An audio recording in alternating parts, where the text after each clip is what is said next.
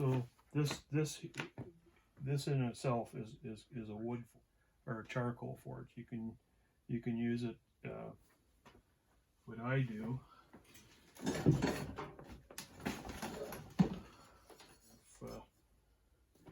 it ever gets that propane is getting hard to get, or you can use waste wood. And basically, this is just a air dryer. You just put it on cool, and you have to restrict the amount of flow for the size of the plenum. There's holes in this tube here. You just put that there, and you plug that in. This can be converted over to a hand crank. I'd like to get one of them one day, a hand blower crank, so that it doesn't need any electricity.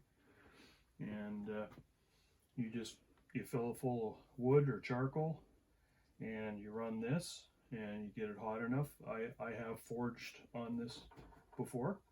It needs to be used outside, or it needs a hood built over top of it with a proper chimney to vent it. I mean, it's an open fire basically, but it works similar to a coal forge.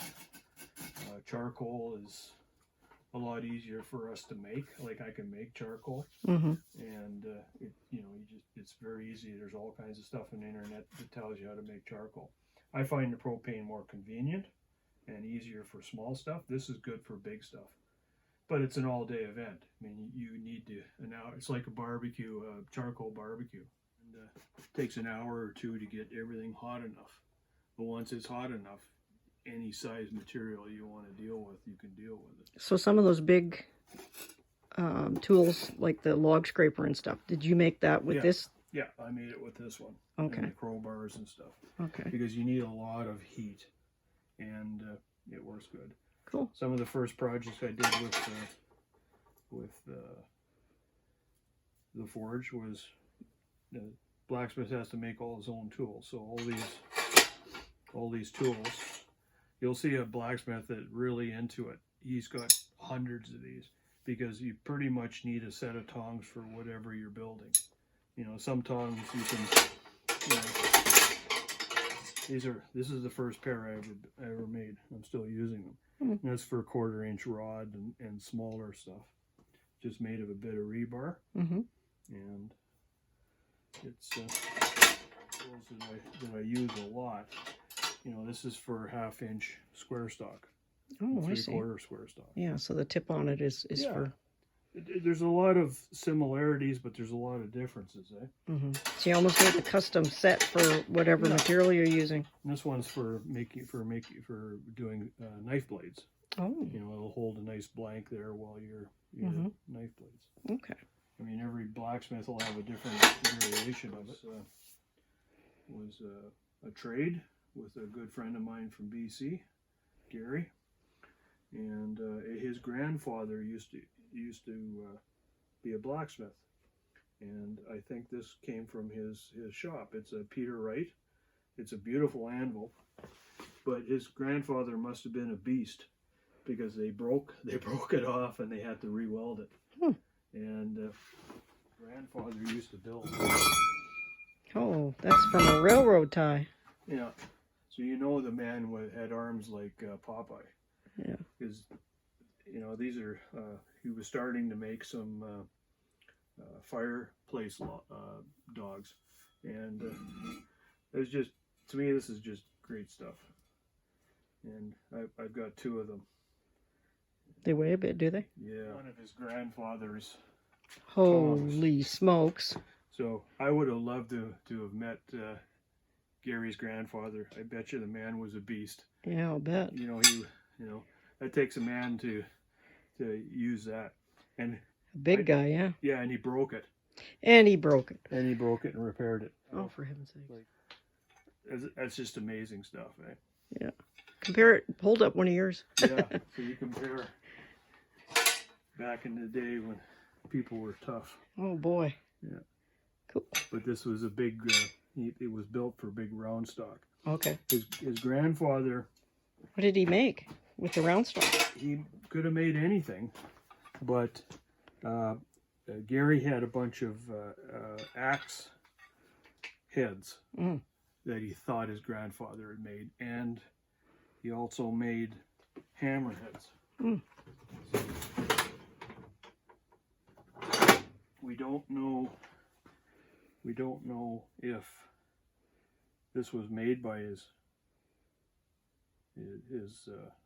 What was his grandfather's name? Do you know? I don't know his name. Gary said, but my memory fails me. But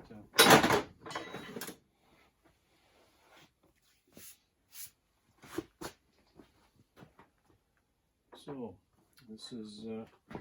this is the first anvil when I first started. Basically, you can start on pretty much anything. This is an old ballast piece from some boats that we got from Steve at the Maple Bay Marina. They had a bunch of these laying around, and they're a heavy cast piece, and they're just used for ballast in fishing boats. And there was hundreds of them laying around because they'd scrapped an old boat.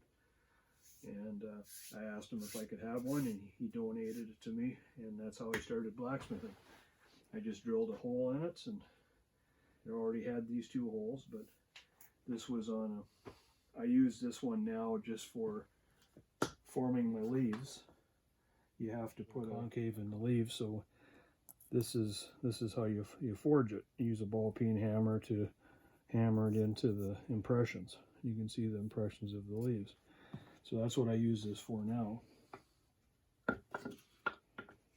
And this is a hold down clamp that I made.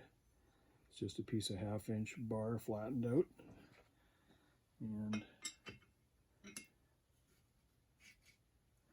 it just holds. It just holds really good. And then I just now I just use this for. But all you need to start blacksmithing is a heat source, so you can get the metal hot enough. You can use an ordinary. I started out with using this ordinary ball peen hammer you can buy at a hardware store. It works just fine. You don't have a cross peen for spreading metal out, but just for doing ornamental work like this, that is fine. In a piece, you can get anything out of it. 90% of my forging, 99% of my forging is on a piece this square.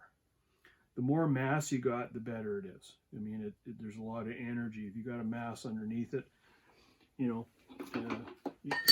should start out with a small hammer, like 1 pound or 1.5 pounds, because you'll start to feel it in your elbow, a tennis elbow or something, if you start swinging too heavy a hammer. Like this is only about 1 pound, 1.25 pounds. It's not very heavy, but you can make stuff like this no problem with this hammer. You start getting into 1/2 inch materials. I got this hammer from Home Depot. It's just a regular east wing hammer. It's not expensive. It's a 4-pounder. Now, some people have a hard time with 4 pounds. I've gotten used to it. Sometimes the elbow starts to hurt.